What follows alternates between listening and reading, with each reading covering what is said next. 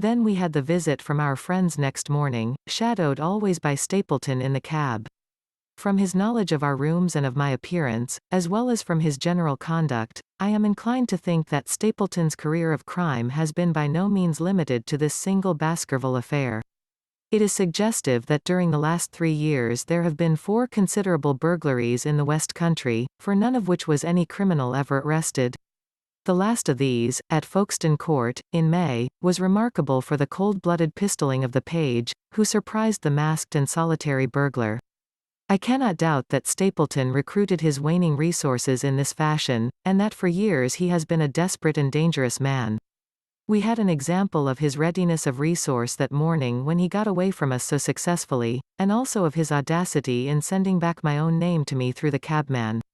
From that moment he understood that I had taken over the case in London, and that therefore there was no chance for him there. He returned to Dartmoor and awaited the arrival of the baronet. "One moment," said I, "you have, no doubt, described the sequence of events correctly, but there is one point which you have left unexplained. What became of the Hound when its master was in London?" I have given some attention to this matter and it is undoubtedly of importance.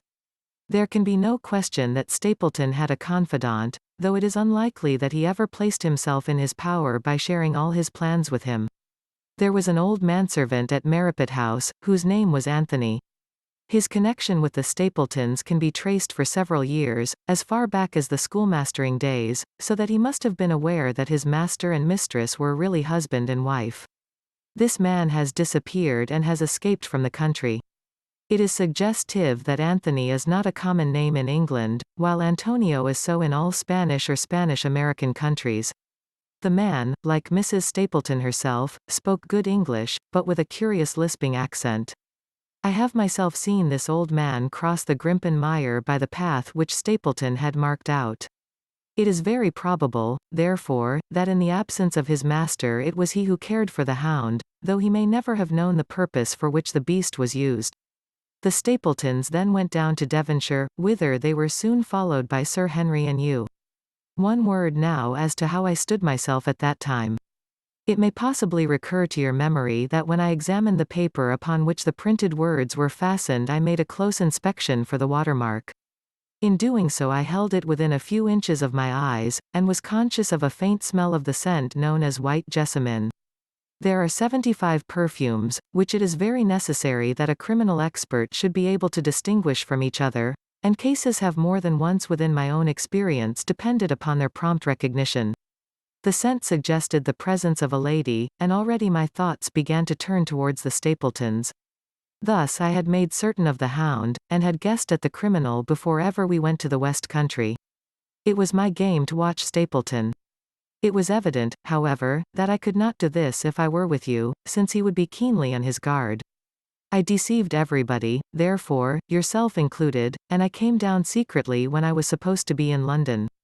My hardships were not so great as you imagined, though such trifling details must never interfere with the investigation of a case.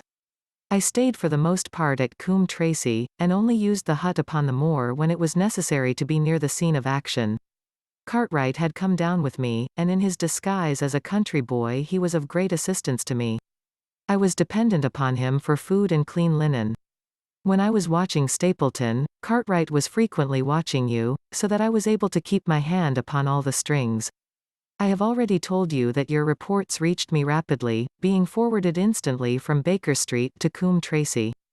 They were of great service to me, and especially that one incidentally truthful piece of biography of Stapleton's.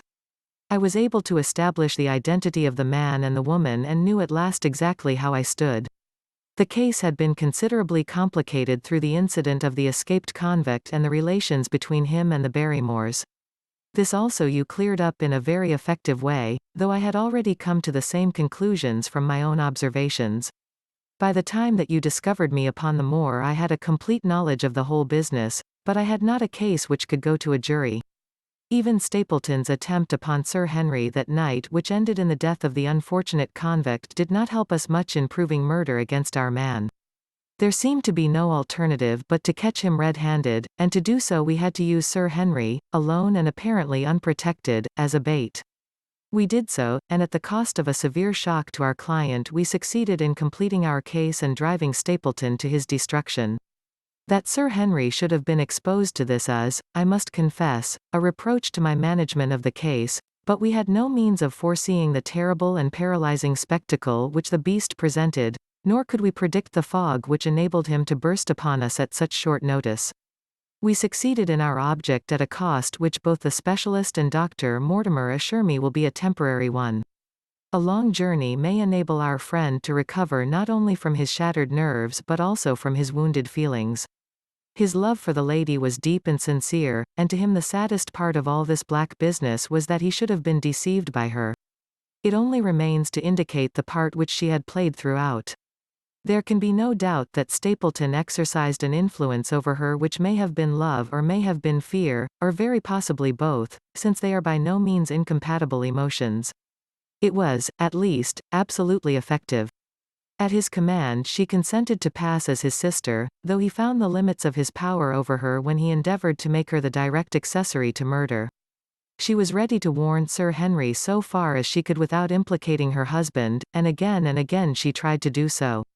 Stapleton himself seems to have been capable of jealousy, and when he saw the baronet paying court to the lady, even though it was part of his own plan, still he could not help interrupting with a passionate outburst which revealed the fiery soul which his self-contained manner so cleverly concealed. By encouraging the intimacy he made it certain that Sir Henry would frequently come to Merripit House and that he would sooner or later get the opportunity which he desired. On the day of the crisis, however, his wife turned suddenly against him. She had learned something of the death of the convict, and she knew that the Hound was being kept in the outhouse on the evening that Sir Henry was coming to dinner. She taxed her husband with his intended crime, and a furious scene followed, in which he showed her for the first time that she had a rival in his love. Her fidelity turned in an instant to bitter hatred and he saw that she would betray him. He tied her up, therefore, that she might have no chance of warning Sir Henry, and he hoped, no doubt, that when the whole countryside put down the baronet's death to the curse of his family, as they certainly would do, he could win his wife back to accept an accomplished fact and to keep silent upon what she knew. In this I fancy that in any case he made a miscalculation, and that, if we had not been there, his doom would none the less have been sealed. A woman of Spanish blood does not condone such an injury so lightly. And now, my dear Watson, without referring to my notes, I cannot give you a more detailed account of this curious case. I do not know that anything essential has been left unexplained. He could not hope to frighten Sir Henry to death as he had done the old uncle with his bogey hound. The beast was savage and half-starved. If its appearance did not frighten its victim to death, at least it would paralyze the resistance which might be offered. No doubt. There only remains one difficulty. If Stapleton came into the succession, how could he explain the fact that he, the heir, had been living unannounced under another name so close to the property? How could he claim it without causing suspicion and inquiry? It is a formidable difficulty, and I fear that you ask too much when you expect me to solve it. The past and the present are within the field of my inquiry, but what a man may do in the future is a hard question to answer. Mrs. Stapleton has heard her husband discuss the problem on several occasions. There were 3 possible courses. He might claim the property from South America, establish his identity before the British authorities there and so obtain the fortune without ever coming to England at all. Or he might adopt an elaborate disguise during the short time that he need be in London. Or, again, he might furnish an accomplice with the proofs and papers, putting him in as heir, and retaining a claim upon some proportion of his income. We cannot doubt from what we know of him that he would have found some way out of the difficulty. And now, my dear Watson, we have had some weeks of severe work, and for one evening, I think, we may turn our thoughts into more pleasant channels. I have a box for Les Huguenots. Have you heard the Deriskis? Might I trouble you then to be ready in half an hour, and we can stop at Marchini's for a little dinner on the way?